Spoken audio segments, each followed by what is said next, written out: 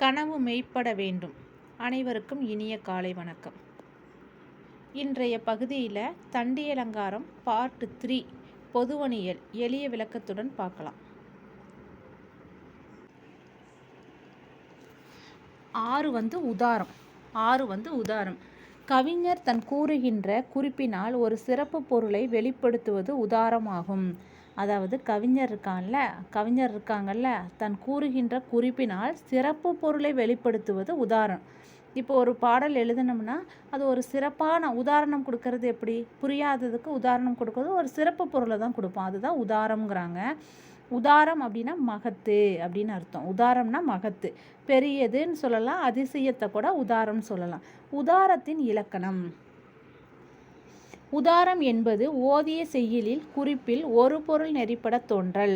உதாரம் என்பது ஓதிய செய்யுளில் குறிப்பின் ஒரு பொருள் நெறிப்பட தோன்றல் உதாரணம். அதாவது கவிஞரால் செய்யப்பட்ட செய்யுள்களுள் சொற்கள் ஒரு பொருளை வெளிப்படுத்தும். அப்பொருளை அல்லாமல் அதன் குறிப்பினால் வேறொரு சிறப்பு பொருளையும் நெறிப்பட தோன்றச் செய்வது உதாரணமாகும். அதாவது கவிஞனால் சொல்லப்பட்ட செயல்களில் உள்ள சொற்கள் ஒரு பொருளை வெளிப்படுத்தும். அந்த பொருளே அல்லாமல் அது அவங்களுக்கு தெரியல அப்படின்னா அந்த குறிப்பால் வேறொரு சிறப்பு பொருளை நெறிப்பட தோன்ற செய்வது தான் உதாரணங்கிறாங்க. எடுத்துக்காட்டு பாட்டு 1. செருமான வேல் சென்னி தென் உறந்தை யார்த்தம் பெருமான் முகம் பார்த்த பின்னர் ஒரு நாளும் பூதலத்தோர் தம்மை பொருள் நசையால் பராவாம் காதலித்து தாழ்ந்து ஈரப்போர்கண் அப்படிங்கிறாங்க. இதில் என்ன சொல்ல வராங்கன்னா, தம்மிடத்தில் பொருள் இல்லாமையால் அதன் மீது ஆசை கொண்டு பிறரிடம் சென்று இறப்பவர் இரவலர். தாழ்வுடன் இறக்கும் அவர்களுடைய கண்கள் போர்க்களத்தில் வன்மை மிக்க வேலையும் சென்னி என்னும் பெயரையும் கொண்டு, சென்னினா சோழனை குறிக்கும், பெயரையும் கொண்டு தென் திசையில் சிறந்து விளங்குகின்ற உறந்தை மக்களுக்கு தலைவனாகிய சோழனுடைய முகத்தை பார்க்கும். அதன் பின்னர் இப்பூவுலகம் உள்ள பிற வள்ளல் முகங்களை பொருளுக்காக விரும்பி பார்க்க மாட்டா. தென்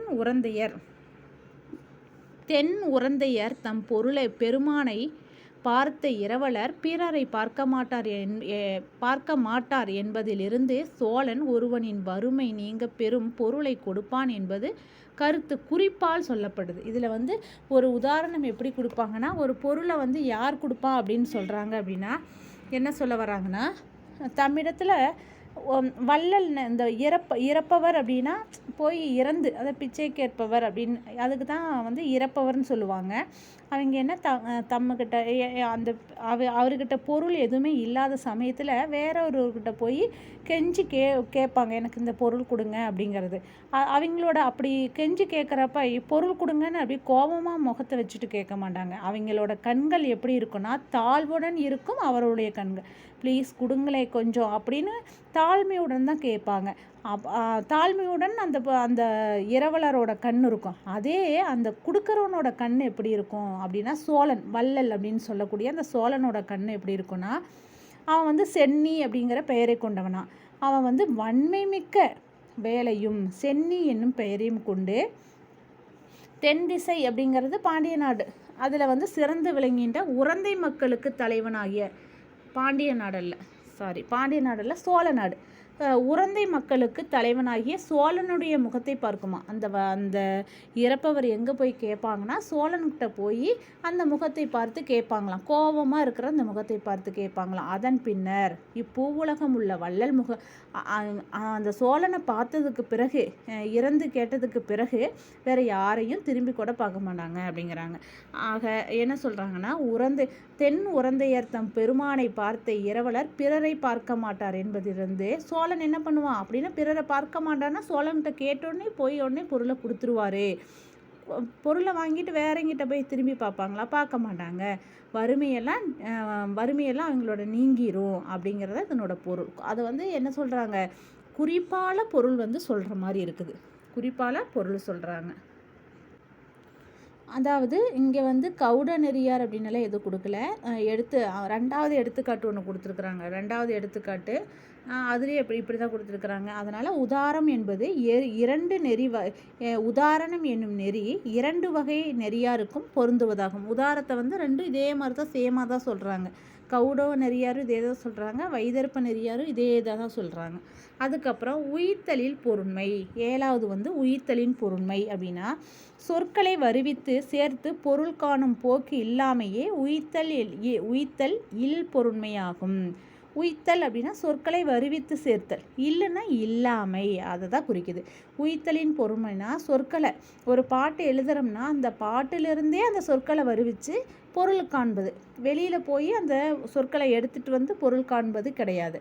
சொற்களை வருவித்து சேர்த்து பொருள் காணும் போக்கு இல்லாமையால் அப்படின்னா அந்த பாடலுக்கு உரிய சொற்களை வச்சு பொருள் காணும் முறை தான் உய்த்தலின் பொருண்மை.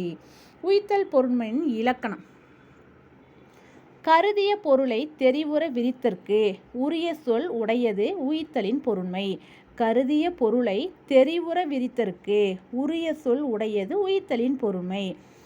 தன்னால் கவிஞர் கருதப்பட்ட பொருளை விளக்குமாறு எடுத்துரைப்பதற்கு உரிய சொற்களை செய்யுளுள் பிற சொல்லில் துணை நாடாதபடி பெய்த்து வைத்தலே உய்த்தலின் பொருண்மையாகும். அதாவது கவிஞர் ஒரு பாட்டு எழுதியிருக்கிறாரு, அந்த பாட்டிலிருந்தே அந்த பொருளை அந்த சொற்களை வச்சு அந்த பொருளை புரிகிற மாதிரி பண்ணுறது தான் உய்த்தலின் பொருண்மை. அதில் ஒரு எடுத்துக்காட்டு பாட்டு: இன்று உமையால் மாசிலா வான்முகம் கண்டு ஏக்கற்றோ அன்றி விட அறவை அஞ்சியோ கொன்றை உளரா ஆரோடும் ஒளிர் சடையீர் சென்னி வளராவாறு எண்ணோமதி.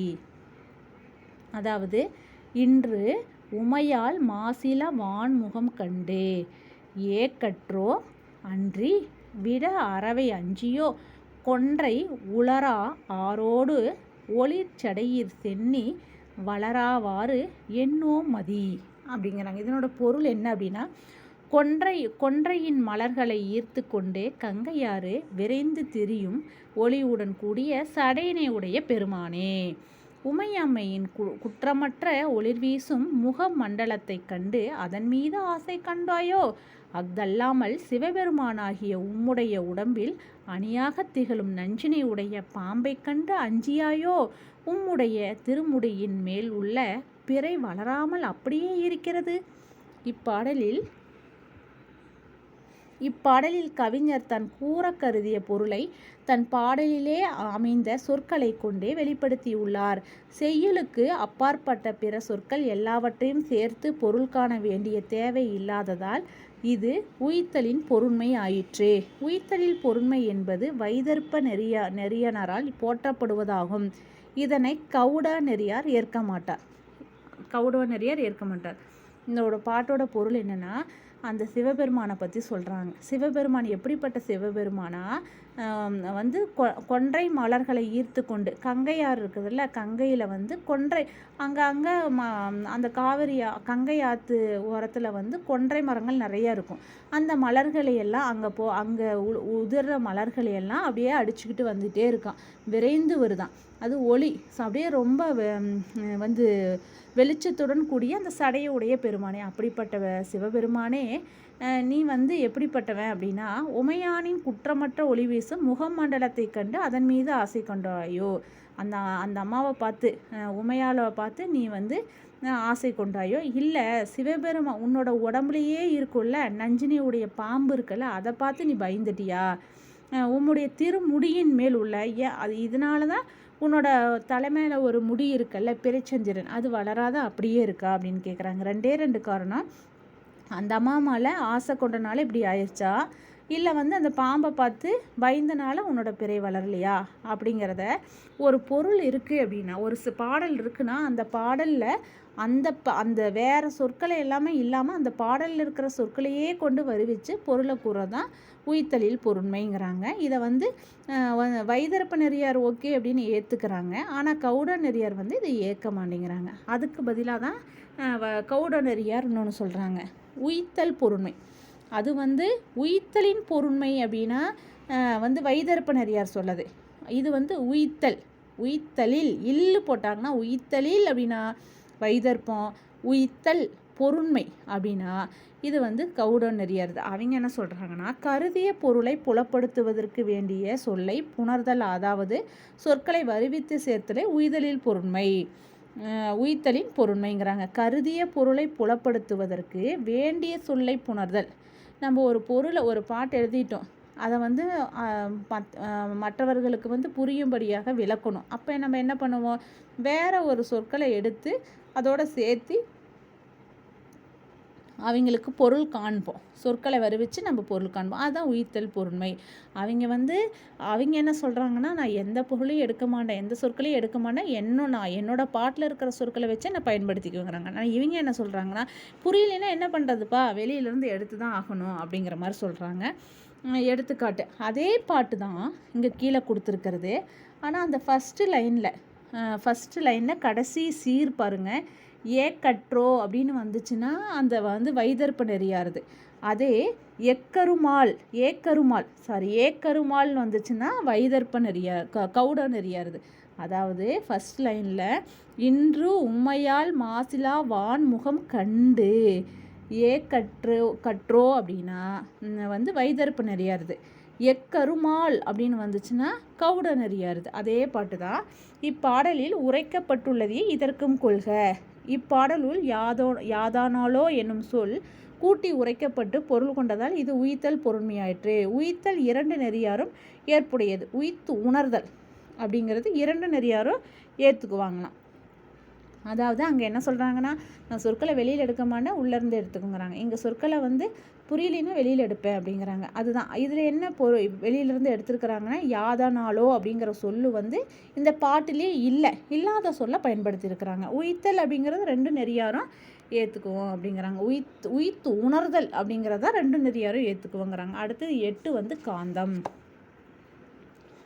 உலக இயல்பிற்கு ஏற்ப பொருந்த கூறுவது காந்தம். இது மனதினை மகிழ்விப்பது என்று கூறப்படுகிறது. அதாவது உலக இயல்பிற்கு ஏற்ப பொருந்த கூறுவது தான் காந்தம். இது மனதினை மகிழ்விப்பது என்று கூறப்படுவது.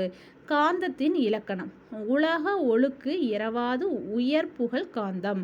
உலக ஒழுக்கு இரவாது உயர் புகழ் காந்தம். அதாவது ரொம்ப புகழ்ச்சியாக சொல்லாமல் உலகத்தில் என்ன நடக்குதோ அதை வந்து உயர்ந்து கூறுதான். அதாவது ஒன்றை உயர்த்தி புகழ்கின்ற போது உலக நடைக்கு மாறாமல், உலக நடைக்கு இப்போ சூரியனை கிழக்க உதிக்கும் மேற்க உதிக்கும்னு மேற்க மறையும்னு சொல்லலாம். ஆனால் அதை விட்டுட்டு தெற்க உதிக்கும், வடக்க வந்து மறையும் அப்படியெல்லாம் சொல்ல முடியாது. ஆனால் அது பொருந்தக்குரியதாக இருக்கணும் அப்படின்னு தான் சொல்கிறாங்க. அதான் எடுத்துக்காட்டு: ஒரு பேர் உணர்வுடனே ஒன்று இறையும் தேயா வறுமை துறவு என்பால் வைத்த ஒரு பேதை போதளவு வாச புரிக்குழல் சூழ் வான்முகத்து காதளவு நீண்டு உளவும் கண். அதாவது ஒரு பேர் உணர்வுடனே ஒன்று இறையும் தேய வறுமை துறவு என்பால் வைத்த ஒரு பேதை போதளவு வாச புரிக்குழல் சூழ் வான்முகத்து காதளவு நீண்டு உளவும் கண். அப்படின்னா பூவோடு கலந்த நறுநாற்றத்தை கொண்ட சுருண்ட கூந்தலை உடையவள். பூவோடு கலந்த நறுநாற்றத்தை கொண்ட சுருண்ட கூந்தலை உடையவள் ஒரு பேதை பெண். அவள் ஒளியோடு கூடிய முகத்தினை பெற்றவள். அப்பெண் யான் வருத்தத்தை அடையும்படியாக தன் பார்வையை என் உள்ள கிடத்து பதிந்து வைத்தாள். அந்நோக்குடைய கண்கள் என்னுடைய கலங்காத அறிவும் சிறந்ததாகிய ஒழுக்கமும் கெடும்படியாக இப்போது எனக்கு தோன்றுகின்றன. இப்பாடலில் தலைவியின் பார்வை உலக இயல்பை ஒட்டி கூறப்பட்டதால் இது காந்தம் ஆயிற்று. இது ஒன்று என்ன சொல்ல வராங்கன்னா, உலக இயல்பை ஒட்டி தான். அந்த பூவோடு எப்படி ஒரு பூவை கட்டுறப்ப நாரை வச்சு தானே கட்டுறோம், அந்த பூ மணக்கிறப்ப அந்த நாருக்கும் மனம் உண்டு. அதுபோல தான் அந்த பேதை பெண்ணை பார்த்து சுருண்ட கூந்தலை உடையவள் ஒரு பேதை பெண் போகிறா. அவள் எப்படிப்பட்டவனா, சுருண்ட கூந்தலை உடையவள் அந்த பெண்ணு. அவளோட முகத்தில் அப்படியே வெளிச்சம் தெரியுதான், சரியா, ரொம்ப பிரகாசம் தெரியுதான். அந்த அந்த பெண்ணு வந்து அந்த ஒரு பையன் பார்க்குறான். அந்த யான் வருத்தத்தை அடையும்படியாக தான் பார்வையை தன் உள்ள கிடத்து பதிய வைத்தார். அந்த பொண்ணை பார்த்தோன்னே இவனுக்கு வந்து உள்ளம் வந்து பதிய வைக்கிறாங்க. ஏன்னா அந்த பொண்ணோட பார்வை வந்து இவனுக்கு டிஸ்டர்ப் ஆகுது. அந்நோக்குடைய கண்கள் என்னுடைய கலங்காத அறிவும் சிறந்த ஒழுக்கமும் கெடும்படியாக இப்போது எனக்கு தோன்றுகின்றன. அப்படிப்பட்ட அந்த பொண்ணோட பேதை பெண்ணோட கண்ணை பார்த்தோன்னே எனக்கு எப்படி இருக்குன்னா, என்னோட அறிவும் கலங்காத அறிவும் ஒழுக்கமும் கெட்டு போயிருச்சு.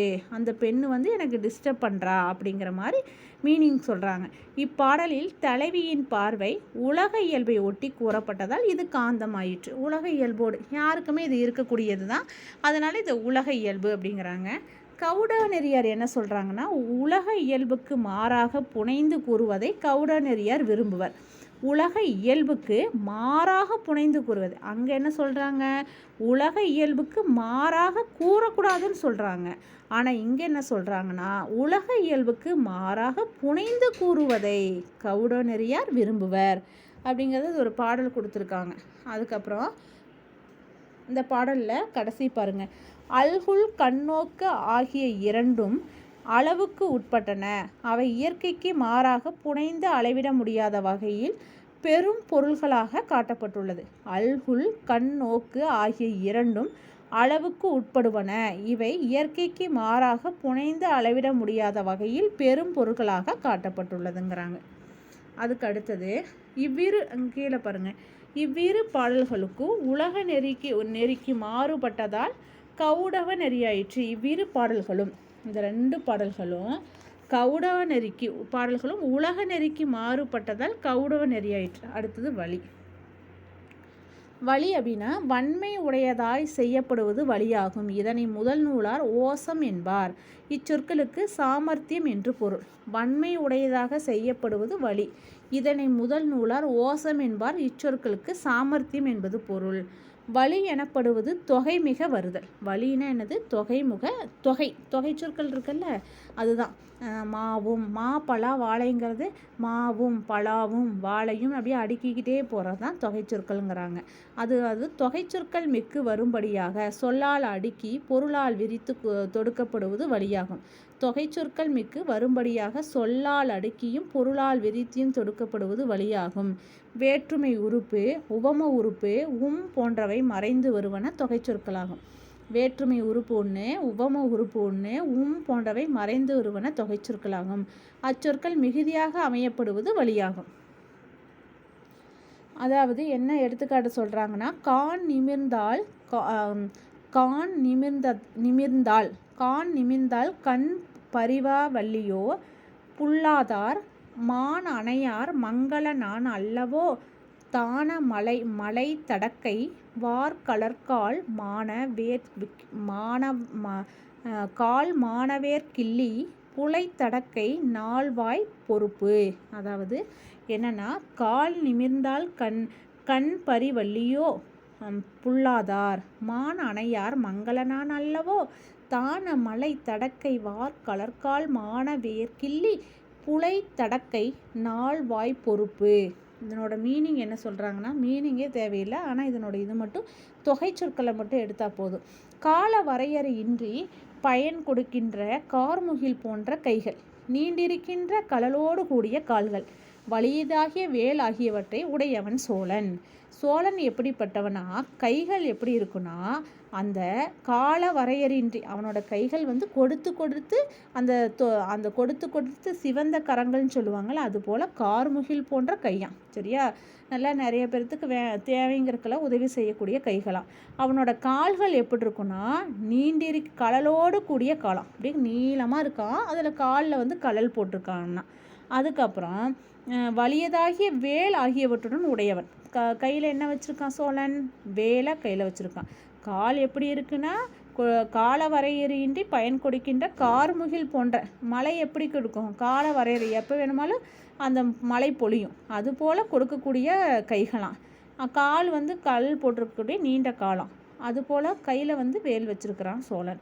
அச்சோழனின் யானை துளையை உடையதாகிய நீண்ட துதிக்கியும் தொங்குகின்ற வாயினையும் உடையது. அது மாலையை போல காட்சியளிப்பது. அது மலையைப் போல காட்சியளிப்பது. அவ்வானை தன்னுடைய காலை வலிய இழுத்தால் தன்னை கட்டிய சங்கிலியாகிய விலங்கும் அறுபடும். அதனுடன் சோழனை பகைத்த அரசரின் மான் போன்ற விழியினை உடைய உரிமை மகளிர் நல்ல நாளில் பூட்டிய வலிமையான மங்கள நாளும் தாலி அறுபடுங்கிறாங்க. இது என்ன சொல்ல வராங்கன்னா, அந்த சோழன் எப்படி வலிமையாக இருக்கிறானோ அதே போல் சோழன் வளர்க்கக்கூடிய யானையும், அந்த யானை வந்து துளை, அந்த மூக்கு பக்கத்தில் ஒரு ஓட்டையாட்டிருக்கோல அந்த துளையை உடையதாக நீண்ட தும்பிக்கையாக இருக்கும். வாய் எப்படி இருக்கும்னா நல்ல தொங்குற வாயாக இருக்குதான். அது வந்து பார்க்குறக்கு எப்படி இருக்குது, அந்த யானையை பார்க்குறக்கு மலை மாதிரி காட்சி அளிக்குதான். அந்த யானை வந்து அதனுடைய அந்த சங்கிலியில் பூட்டி அந்த யானையை வச்சுருக்காங்க. அதனோட வலிய கால்கள் அதை இழுத்தா தானாகவே சங்கிலியை அருந்துருமா. ஆனால் அது ஒரு கட்டுப்பாட்டுக்கு உட்பட்டு தான் அது வந்து சங்கிலியில் போட்டு கட்டி வச்சுருக்காங்க, அமைதியாக படுத்துருக்கு. ஆனால் அதனோட வலிமை வந்து அந்த சங்கிலி கூட அது சும்மா சாதாரணமாக தான் கட்டி வச்சுருக்காங்க. அதுபோல் அந்த சோழன் வந்து பார்க்குறக்கு அமைதியாக இருக்கிற மாதிரி இருக்கும். ஆனால் சோழனை பகைச்சிட்டிங்கன்னு வச்சுக்கோங்க, அந்த மான் போன்ற விழி உடைய அந்த மகளிரோட அரசர்களின் மான் போன்ற பகைத்த அரசர்கள் இருக்காங்கல்ல, அப்படியே சோழன் பார்க்குறக்கு பதுவுசாக இருக்கிற மாதிரி இருக்கும். ஆனால் அவனை பகைச்சிட்டோம்னா அந்த பகைத்த அரசர்கள் இருக்காங்கல்ல, அவரோட அந்த மனைவி என்ன சொல்கிறாங்கன்னா, மான் போன்ற விழிகளையுடைய உரிமை மகளிரோட அந்த பூட்டிய தாலியெல்லாம் அருந்துரும் அப்படின்னு என்னது, அந்த ராஜாவையெல்லாம் கொன்று குவித்து விடுவான் அப்படிங்கிறதான் ஒரு உவமையாக சொல்லியிருக்காங்க. அதுக்கு தான் இந்த பாட்டில் என்னென்ன உவமைச்சொல் அப்படிங்கிறத பார்த்தா போதும், மீனிங்லாம் தேவையில்லை. இந்த பாட்டில் வந்து கால் நிமிர்ந்ததால் அப்படின்னு இருக்கா, அதில் வந்து என்ன வந்து தொகைச்சொற்கள் வந்திருக்குன்னா, காலை நிமிர்ந்தால் ஐ வந்திருக்கு சரியா. கலர்கால் கழலை அணிந்த கால், வேர்க்கிள்ளி வேலினை உடைய கிள்ளி, புலக்கை புலையை உடைய கை, வாய்ப்பொறுப்பு வாயை உடைய மலை, இதெல்லாம் வேற்றுமை தொகை வந்திருக்குது. இதெல்லாம் தொகை சொற்களை தான் விரித்து சொல்லியிருக்காங்க. உவமை தொகையும் ஒன்று வந்திருக்கு. மலைத்தடக்கைனா கார்முகில் போன்ற கை. மலைத்தடக்கைனா என்ன அர்த்தம்னா கார்முகில் போன்ற கைக்கு உவமை தொகை அப்படின்னு வந்திருக்கு. இது போல் வலி எனப்படுவது தொகை மிக வருதல். இந்த தொகை சொற்கள் உள்ளே இருக்குது. நம்ம மேலோட்டமாக பார்த்தோன்னே தொகை சொற்கள் உள்ளே இருக்குன்னு பார்த்துட்டு வலி அப்படின்னு நம்ம பொருள் புரிஞ்சுக்கணும். ஆனால் கவுட நெறியார் என்ன சொல்கிறாங்க, சுருங்க தொடுத்தல் கூடாது என்பது கவுட நெறியார் கூற்று. இப்படியெல்லாம் கால் நிமிர்ந்தால் அப்படிங்கிறத சுருங்க தான் சொல்கிறாங்க. அதை விரித்து தான் காலை நிமிர்ந்தால் நாம் அப்படின்னு சொல்கிறோம். ஆனால் எனக்கு கவுட நெறியார் சொல்கிறாங்க, இப்படியெல்லாம் சுருக்கமாக சொன்னால் எனக்கு பிடிக்காதுப்பா அப்படின்னு சொல்லி எனக்கு விரிவாக சொன்னால் தான் பிடிக்குங்கிறாங்க. அதுக்கு தான் ஒரு பாட்டு கொடுத்துருக்காங்க. இவ்வாறு தொகை சொற்களை குறைத்து வருதலை கவுடர் விரும்புவாராம். இவ்வாறு தொகை சொற்களை வந்து குறைத்து வருதலை தான் கவுட நெறியார் வந்து விரும்புவாராம். ஆனால் இங்கே வந்து தொகை சொற்கள் மிக வருதல், ஆனால் தொகை சொற்கள் இங்கே குறைந்து வருதல்ங்கிறாங்க. அடுத்தது சமாதி. இறுதியானது சமாதி. சமாதினா கடைசியாக சமாதிக்கு தான் இறுதியாக போவோம் அப்படின்னு கூட வச்சுக்கலாம். சமாதி ஒரு பொருளை பிரிதொரு பொருளோடு ஒற்றுமைப்படுத்தி காட்டுவது சமாதி. சமாதி அப்படிங்கிறது சமம்னு கூட வச்சுக்கலாம். சமாதினா சமம். ஒரு பொருளை வந்து பிரிதொரு பொருளோடு வேறுபடுத்தி காட்டுவதற்கு சமாதின்னு பேர். சமாதினா நன்றாக ஆரோபிக்கப்படுவது. ஆரோபித்தல் அப்படின்னா இருத்துதல் அல்லது ஐக்கியப்படுத்துதல். நன்றாக ஆரோபிக்கப்படுவது. ஆரோபித்தல்னா இருத்துதல் அல்லது ஐக்கியப்படுதல் அர்த்தம். சமாதியோட இலக்கணம் என்னன்னா, உரிய பொருள் அன்றி ஒப்புடை பொருள் மேல் தரும் வினை புணர்ப்பது சமாதியாகும். உரிய பொருள் அன்றினா அன்றி ஒப்புடை பொருள் மேல், உரிய பொருளெல்லாம் எதுக்கு ஈக்குவலான பொருளெல்லாம் பிரிதொரு பொருளோடு ஒப்பிட்டு காட்டுவது தான் சமாதி. தரும் வினை புணர்ப்பது சமாதி. முதன்மை பெற்ற ஒரு பொருளுக்கு உரிய வினையை அதனோடு ஒப்புமையுடைய பிரிதொரு பொருள் மேல் தந்து சேர்த்து கூறுவது சமாதி. அதாவது முதன்மை பெற்ற ஒரு பொருளுக்குரிய வினைனா அந்த செயலை அதனோடு ஒப்புமையுடைய பிரிதொரு பொருள் மேலே தந்து கூறுவது தான் சமாதிங்கிறாங்க. எடுத்துக்காட்டு பாட்டு பெரும்பானாற்றுப்படை. 10 பாட்டில் பெரும்பானாற்றுப்படையில் 2வது பாட்டே கொடுத்துருக்குறாங்க. அகலிரு விசும்பில் பாயுருள் பருகி பகல் கான்று எழுதரும் பல்கதிர் பருதி. பருதின்னு அந்த இடத்த சூரியன் கதிரவன் அர்த்தம். அகலிரு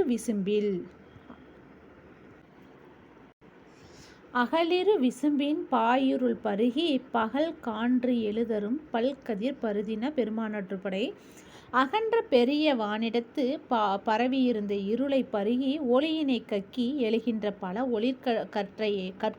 கற்றைகளை உடைய கதிரவன். கதிரவன் என்ன சொல்கிறாங்கன்னா, வானத்திலிருந்து பரவி இருக்கிற இருளையெல்லாம், இப்போ கதிரவன் அப்படின்னா வானத்தில் வந்து இருட்டு தான் இருக்கும், அந்த இருளையெல்லாம் பருகினா அந்த இருள் எல்லாத்தையும் குடிச்சிருச்சுன்னா ஒளியினை வந்து கக்குது. அப்படிப்பட்ட ஒளிக்கற்றை உடையதை கதிரவன் அப்படிங்கிறாங்க. எடுத்துக்காட்டுகளுள் உயர்திணையாகிய மக்களுக்குரிய பருகுதல் அப்படிங்கிறது வந்து மக்கள் உயர்திணை தான் பருகுவாங்க. காளுதல் அப்படின்னா கக்குதல் என்னும் வினையை ஒப்புடையதாய் விளங்கும் அக்ரிணை பொருளாகிய கதிரவனுக்கு ஏற்றி சொல்லப்பட்டது. இப்போ வந்து உயர்தனையை வந்து அக்ரிணையோடு சொல்கிறாங்க. கதிரவன் அப்படின்னா அந்த கதிரவன் வந்து பருக மாட்டார், கக்க மாட்டார். ஆனால் அதோடு ஒப்பிட்டு சொல்கிறாங்க. எப்படி சொல்கிறாங்கன்னா, பருகுதல் அப்படின்னா மக்கள் வந்து நீர் பொருளை பருகுவது, ஜூஸ் பருகுவாங்க, மோர் பருகுவாங்க, தண்ணி பருகுவாங்க. கதிரவன் வந்து இருளை பருகும். இந்த இடத்த பருகும்னு சொல்லக்கூடாது, கதிரவன் வந்து இருளை போக்கும் அப்படின்னு தான் சொல்லணும். ஆனால் வந்து உயர்தனையோட பருகுங்கிற சொல்ல வந்து பயன்படுத்தியிருக்கிறாங்க. அங்கே வந்து மக்கள் வந்து நீரை பருகுவாங்க, இங்கே வந்து கதிரவன் வந்து இருளை பருகுவான் அப்படிங்கிற மாதிரி. அடுத்தது காளுதல் அப்படின்னா மக்கள் என்ன பண்ணுவாங்கன்னா, உண்டதை காளுவர் அப்படின்னா கக்குவர். நிறைய இது சாப்பிட்டாங்கன்னு வச்சுக்க, அது அப்படியே கக்கிடுவாங்க, வாமிட் பண்ணிடுவாங்க, அதுதான் கக்குதல்னு சொல்கிறாங்க. அது வந்து உயர்தனைக்குரிய பொருள், உயர்தனைக்குரிய வினை, சரியா? ஆனால் கதிரவன் ஒளியை வெளிப்படுத்துதல், கக்குதல். எனவே இது சமாதி, இது சமாதி. மக்கள் வந்து சாப்பிட்டதை அப்படியே கக்கிடுவாங்க. ஆனால் இங்கே வந்து கக்குதல் அப்படின்னு கதிரவன் வந்து ஒளியை வெளிப்படுத்துதல், கக்குறான் அப்படிங்கிறது ஒளியை வந்து வெளிப்படுத்துதல் அப்படிங்கிற மாதிரி. சமாதி அப்படின்னா 2 பொருளை பிறலை விட்டுருக்காங்க, 2 பொருளை வந்து உயர்தனையோட அக்ரிணையை கம்பேர் பண்ணியிருக்காங்க. அடுத்தது வந்து விழித்த குவளை களிப்போது வாங்கிய கல்லுண்டு கழித்த வண்டினம். அதாவது மலர்ந்த குவளை மலர் உப்பங்களில் உள்ள மலர்களில் சொரிந்த கல்லினை உண்டு மயங்கிய வண்டினங்கள். மலர்ந்த குவளை மலர், ஒரு மலர் வந்து நல்ல குவளை மலர் வந்து உப்பங்களில் வந்து நல்ல மலர்கள் இருக்கு. வண்டு என்ன பண்ணுதுன்னா, அந்த வண்டு அந்த பூவில் உள்ளே உட்காந்து அந்த கல்லையெல்லாம் சாப்பிட்டுட்டு அந்த தேன் இருக்குல்ல, அந்த தேனையெல்லாம் உறிஞ்சி குடிச்சிட்டு மயங்கி இருக்கான். இதில் என்ன சொல்ல வராங்கன்னா, மலருதல், எடுத்துக்காட்டுக்குள் மலர்தல், கல்லினை வெளிப்படுத்துதல் ஆகியவை மலர்களில் குணங்களாகும். இப்போ மலர் அப்படின்னா அது மலர்றது, அந்த தேனை வந்து வெளிப்படுத்துறதா, கல்லை வெளிப்படுத்துறது மலரோட குணம். ஆனால் விழித்தல், சொரிதல் இதெல்லாம் யாரோட குணம்னா மக்களோட குணங்கள் மீது ஏற்றி சொல்லுவது. அக்ரிணை பொருளை உயர்தனை வினையோடு ஏற்றி கூறியிருக்கிறாங்க. அதை விழித்தல், சொரிதல் எனும் மக்களின் குணங்கள் மீது மலர்களை ஏற்றி கூறியிருக்கிறாங்க. அதுதான் சமாதி. இதோடு சமப்படுத்தியிருக்கிறாங்க. இதுவும் அதுவும் சமப்படுத்தி குவளை மலரோட வினையை சொல்லி சமப்படுத்தியிருக்கிறாங்க. அடுத்தது வந்து கன்னி எயில். கன்னி எயில் என்பது அழியாத மதில் என பொருள்படும். கன்னி எயில் அப்படின்னு சேர்த்து சொன்னோம்னா அழியாத மதில். அதை தனியாக பிரித்து பார்த்தோம்னா கன்னினா ஒரு பெண்ணு, எயில்னா மதில், சரியா? அதாவது தனியாக பிரித்து பார்க்குற முடியும். இங்கே என்ன சொல்ல வராங்கன்னா, கன்னி எயில் என்பது அழியாத மதில் என பொருள்படும். இது இளம் மகளிருக்குரிய கன்னித்தன்மை அக்ரிணை பொருளாகிய மதில் மீது ஏற்றி கூறப்பட்டது. கன்னிங்கிறது என்னது? இளமகளிரோட கன்னித்தன்மையை சொல்கிறாங்க. அது எயில்ங்கிறது அக்ரிணை பொருளோட ஏற்றி சொல்கிறாங்க. இப்போ 2ஐயும் சேர்த்து சொல்கிறது தான் சமாதி. அதுக்கடுத்து குமரி ஞாழல் அப்படிங்கிறது நற்றினியில் வருது. ஞாழல் அப்படின்னாவே நற்றினியில் வருது. குமரி அப்படிங்கிறது வந்து குமரி ஞாழல்னு சேர்த்து சொல்லனா, குமரி ஞாழல் என்பது இளமையான நாணல் மரம் அப்படின்னு பொருள்படும். குமரி ஞாழல்னா இளமையான நாணல் மரம். ஆனால் குமரின்னு மட்டும் சொன்னால் அந்த குமரி பருவ பெண்ணை குறிக்கும். நாணல் அப்படின்னா மரத்தை குறிக்கும். ஆனால் இங்கே பெண்ணுக்குரிய குமரி பருவம் அக்ரிணை பொருளாகிய நாணல் மரத்தின் மீது ஏற்றி கூறப்படுது. இங்கே அது சமாதினா குமரியும் நாணலையும் சமாதி பண்ணியிருக்காங்க. அடுத்தது 5வது வந்து என்னென்னா, கடுங்கை வயல் உழவர் காலை தடிய மடங்கி அறிவுண்ட நீளம் தடம் சேர்ந்து நிலரி மேல் கண் படுக்கும் நீர் அவந்தியார் கோளறியோ இங்கு இருந்த கோ. அப்படின்னா கருங்கை வயல் உழவர் காலை தடிய மடங்கி அரி உண்ட நீலம் தடம் சேர்த்து நீலரி மேல் கண்படுக்கும் நீல் நீர் அவந்தியார் கோளரியோ இங்கு இருந்த கோ. அப்படின்னா வலிய கைகளை கொண்டு உழவு தொழில் செய்பவர் உழவர்கள். அவர்கள் குவளை செடியின் அடிப்பகுதியை வெட்டினர். அதனால் அறுப்புண்டு மடங்கிய குவளை மலர்கள் நீண்ட நெல் தாள்களில் மீது விழுந்து உறங்கின. அத்தகு நீண்ட நீர்வளமுடைய அவந்தியாரின் ஆண் சிங்கமே இருக்கின்ற அரசனாவான். இங்கே இருக்கிற அரசனை எப்படி புகழ்கிறாங்கன்னா, உழவர்களோட கை எப்படி இருக்குன்னா நல்ல வலிமையான கையாக இருக்கும். அவங்க உழவு தொழில் செய்கிறாங்க. அவங்க என்ன பண்ணுறாங்கன்னா, குவளை செடி பக்கத்தில் குவளை செடி அதை அறுத்துடுறாங்க. அடிப்பகுதியை அறுத்தோடனே அது என்ன பண்ணுதுன்னா, அந்த மடங்கிய குவளை மலர்கள் பக்கத்தில் இருக்கிற நெல் தாள் இருக்குல்ல, நெல் வயல், அந்த நெல் தாளில் போய் அது அப்படியே மடங்கி கீழே விழுந்துருது. அந்த குவளை மலர் அறுத்த உடனே அறுப்புண்டு அது அப்படியே மடங்கி அப்படியே சாஞ்சு அந்த எதில் விழுந்துருக்குது, நெல் தாளில் போய் விழுந்து கிடக்குது. அது பார்க்குறக்கு தூங்குற மாதிரி இருக்கான். அப்படியே நெல் தாளில் படுத்து தூங்குற மாதிரி இருக்குது. இத்தகைய நீர் வளமுடைய அவந்தியாரின் ஆண் சிங்கமே இங்கு இருக்கின்ற அரசனாவான் அப்படிங்கிறாங்க. இதில் என்ன சொல்கிறாங்கன்னா, கால் என்ற உறுப்பை கொண்டவர்கள் மக்கள். படுத்து உறங்குதலாகிய செயலும் அவர்களுக்கே உரியது. மக்கள் உறுப்பும் கால் அவர் தம் வினையும் கண்படுதல் அக்ரணை பொருளாகிய குவளை மீது ஏற்றி கூறப்பட்டது. அதாவது கால் என்ற உறுப்பை கொண்டவர்கள் மக்கள். படுத்து உறங்குதலாகிய செயலும் அவர்களுக்கே உரியது. மக்கள் உறுப்பு அப்படின்னா கால், அவர் தம் வினையும் அப்படின்னா கண்படுதல் அக்ரணை பொருளாகிய குவளை மீது ஏற்று கூறப்பட்டது. இதனை இரண்டு நெறியாரும் ஏற்றுக்கொள்வார். இதுதான் சமாதி. இரண்டு நெறியாரும் ஏற்றுக்கொள்வார். சமாதிங்கிறது ஒன்றும் இல்லை, ரெண்டையும் பிறல விட்டுறது, அதுதான் சமாதி. அடுத்தது இறுதியானது புறநடை. இந்த இதுக்கு பொருளணியலுக்கு பொதுவணியலுக்கு புறநடை அப்படின்னா, ஏற்ற செய்யிற்கு இயன்ற அணியெல்லாம் முற்ற உணர்ந்தும் பெற்றியது அருமையின் காட்டிய நடைநெறி கடைபிடித்து இவற்றோடு கூட்டி உணர்த்துதல் ஆன்றோர் கடனே. அதாவது என்ன சொல்கிறாங்கன்னா, இவ்வுலகத்து நிலைபேறுடைய செயல்கள் பல. அவை அனைத்தும் பற்பல அணிவகைகள் பொதிந்தவனாக காணப்படும். இவ்வணிகளின் வேறுபாடுகளை எல்லாம் உணர்த்தும் தன்மை அரியதாகும். ஆகவே காட்டப்பட்ட ஒழுக்க நெறிகளை பற்று கோடாக கொண்டு காட்டப்படாதவற்றையும் உணர்த்துதல் முற்ற கற்றோரது கடனாகும். இந்த அணியில் என்ன சொல்கிறாங்கன்னா, இவ்வுலகத்தில் நிலைபேறுடைய நிறைய செயற்கள் இருக்குது. அவை அனைத்தும் பற்பல அணி, நிறைய இந்த அணி இல்லாமல் நிறைய அணி வகைகள் நிறைய இருக்குப்பா. இந்த அணிகளோட வேறுபாடுகள் எல்லாமே உணர்த்தும் தன்மை அரிது அப்படிங்கிறாங்க. இந்த ஒழுக்க நெறிகளை பற்றி பற்றுக்கோடாக கொண்டு காட்டப்படாதவை, இப்போ நம்ம காமிச்சிருக்கோம்ல, அதை அடிப்படையாக கொண்டு இன்னும் ஏதாச்சும் புதுசாக எதிர்காலத்தில் தோன்றுச்சுன்னா அது மாதிரி நீங்கள் வச்சுக்குங்க, மாற்றிக்கலாம் அப்படிங்கிறாங்க. அதுக்கு தான் சொல்கிறாங்க, மாங்கனி, தீம்பால், பலாச்சுளை, சர்க்கரை போன்றவை தம்முள் வேறுபட்ட சுவையை உடையவை. ஆயினும் அவற்றின் சுவையை பொதுவாக இனிமை என்றே கூறுவார். தனித்தனியே எடுத்துரைக்க கருதினால் நுட்பமாக விரிவுபடுத்தி எடுத்துரைக்க வேண்டும். அதுபோலவே செய்யுளில் எழுத்து செறிவு, சொற்செறிவு, பொருட்செறிவு என்பன அமையும். அவற்றை செறிவென பொதுவாக சொல்லுதல் வேண்டும். பிறிதொரு வகையால் சொல்ல நேர்ந்தால் அகலமுடையதாக விரியும். அதாவது நம்ம இனிப்பு அப்படின்னா ஒரே இனிப்பு தான் நமக்கு தெரியும். அதில் மாங்கனி வேறு மாதிரி டேஸ்ட்டாக இருக்கும்.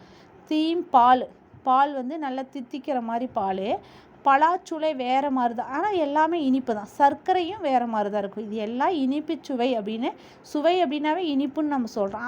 ஆனால் அதை தனித்தனியாக அதை விரித்து கூறினா ரொம்ப நுட்பமாக பார்த்தோம்னா நிறைய போகிற மாதிரி இருக்கும். அதுபோல தான் செய்யுள்ளையும் எழுத்து செறிவுன்னு ஒன்று இருக்குது, சொற்செறிவுன்னு ஒன்று இருக்குது, பொருள் செறிவுன்னு இருக்குது.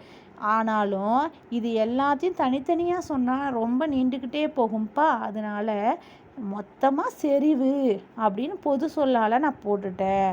பிறிதொரு வகையால் சொல்ல நேர்ந்தால் இன்னும் ரொம்ப விரித்து சொல்கிற மாதிரி இருக்கும். அதனால தான் இந்த செய்யுள் அப்படி இனிப்புன்னு எப்படி சொல்கிறாங்களோ அதே போல் செறிவு அப்படின்னு சொல்லிட்டு இந்த 10 செறிவை மட்டும் விளக்கமாக சொல்லிட்டேன் அப்படிங்கிற மாதிரி அவர் சொல்கிறாரு. இப்போ பொதுவணியல் எல்லாமே முடிஞ்சிருச்சு. அடுத்த பகுதியில் பொருளணியல் பார்க்கலாம். இதன் தொடர்ச்சி அடுத்த பகுதி பொருளணியல். அதில் அடுத்த காணொளியில் பார்க்கலாம். நன்றி. வாழ்க வளத்துடன்.